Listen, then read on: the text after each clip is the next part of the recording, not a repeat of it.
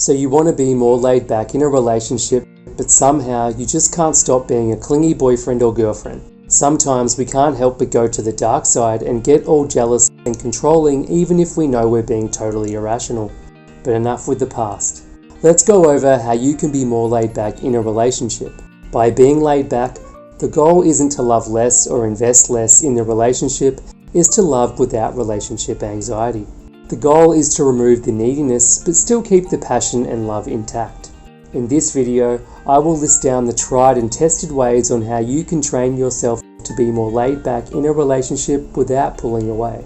Number 1. Be a little stoic. Focus only on the things you can control, and love is something no one, absolutely no one, has control over. You can't force anyone to love you or to remain in love with you. Not even if you shower them with gifts and your awesomeness, not even if you're the most good-looking, the most loving, the most interesting person in the world. So what should you do? Should you just quit on love? Au contraire. You should love in a more genuine way, not in a toxic way.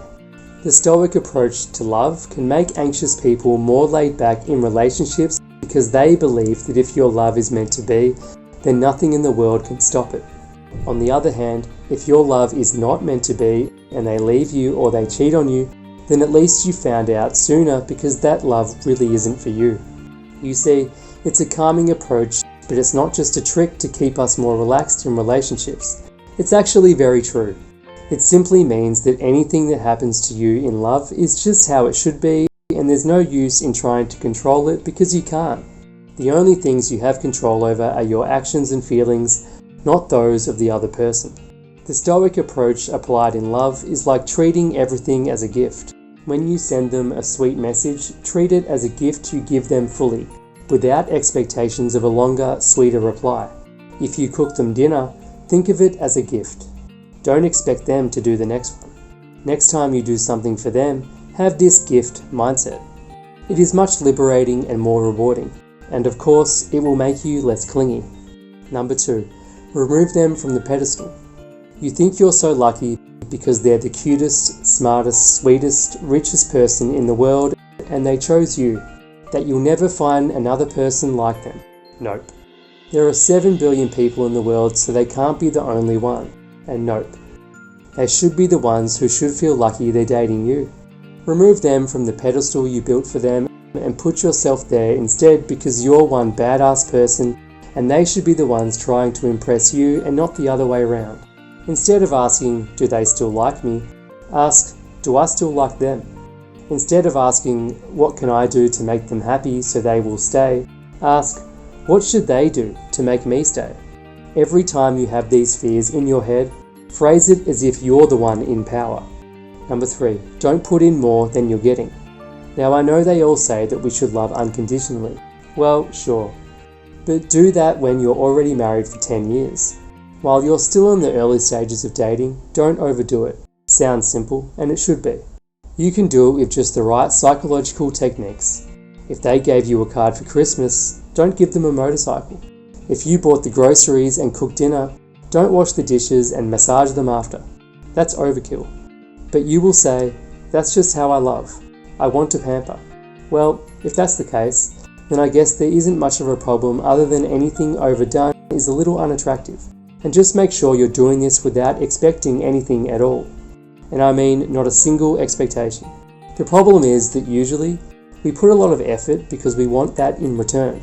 And if we don't get the same level of sweetness, we get mad with anger and start questioning the relationship. When you give your partner more than they can give in return, they will feel overwhelmed and will probably shut down and slowly find you unattractive. Number 4, hang out with friends like you're still single. We've seen this a lot. Friends just disappear when they're in a relationship and reappear once they've broken up. Phew. It's such a shame because maybe they've broken up because they're too clingy to each other. There are so many reasons why you should still be with your friends even if you already have a relationship. There is no benefit in making your romantic relationship your whole world.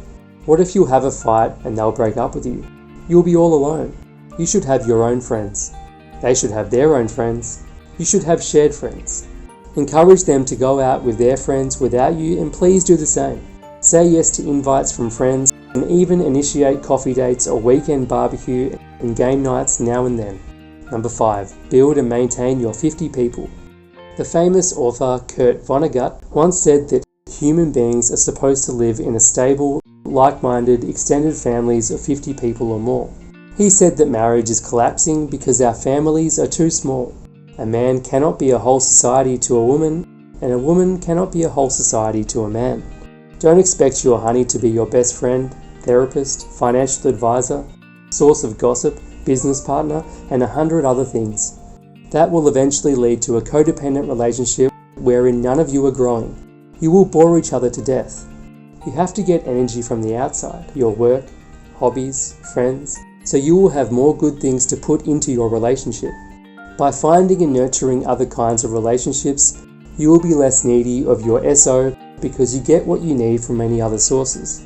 Now these tips will help you be more laid back in a relationship, but if you're a woman and you can't stop thinking about how the guy you're with isn't committed enough, then I have one very important tip for you. If you want a man to fully commit to you, then you need to trigger something deep inside him, something he desperately needs. What is it? For him to take action and be with you officially, then he has to feel like your provider and protector for you, someone that you genuinely admire. In other words, he needs to feel like your hero. I know it sounds kind of silly. You're an independent woman. You don't need a hero in your life. And I couldn't agree more. But here's the ironic truth. Men do still need to feel like a hero, because it's built into their DNA to seek out relationships that allow them to feel like a protector. Men have a thirst for admiration. They want to step up to the plate for the woman in their lives and provide for her and protect her. This is deeply rooted in male biology. When a guy feels like a hero to their woman, it unleashes his protective instincts and the noblest aspects of his masculinity. Most importantly, it will unleash his deepest feelings of love and attraction. And the kicker? A man won't fully commit to a woman when this thirst isn't satisfied. When it comes to a relationship, he needs to see himself as your protector and provider, as someone you genuinely want and need to have around, not as some sort of fling or friends with benefits. Now I'd imagine that if you're currently dating a guy, then you might already be triggering some of this instinct in him. There's actually a psychological term for what I'm talking about here. It's called the hero instinct. This term was coined by relationship psychologist James Bauer. Now, you can't trigger his hero instinct just giving him admiration the next time you see him. Men don't like receiving participation awards for showing up. Trust me. A man wants to feel like he has earned your admiration and respect. How? You don't need to engineer a scenario where he has to save kids from a burning house or a little old lady from getting hit by a car. He wants to be your hero, not an action hero. But there are phrases you can say, texts you can send, and little requests you can use to trigger his hero instinct. And because no man can resist a woman who makes them feel like a hero, it's worth learning a few of these emotional trigger points. If you want to learn more about this powerful technique from the man who invented it, then check out the short video that I've linked to in the description below. Top tip: if you can trigger this instinct successfully, it will drastically increase the odds that this man will fully commit to you over the long haul. In fact, it could be the missing ingredient to go from a fling to a committed relationship. When a man genuinely feels like your hero, he'll become more loving, attentive, and interested in being in a committed relationship with you. The hero instinct is the subconscious drive men have to gravitate toward people who make him feel like a hero, but it's amplified in his romantic relationships. Hack Spirit writer Pearl Nash discovered this for herself, and in the process completely turned around a lifetime of romantic failure. I've also linked to her story in the description below. Talking with Pearl about her experience is how I was introduced to the concept myself.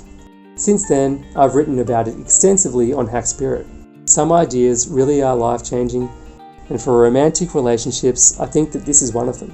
That's why I recommend watching the free online video I've shared in the description below, where you can learn more about the hero instinct and how to trigger it in your guy.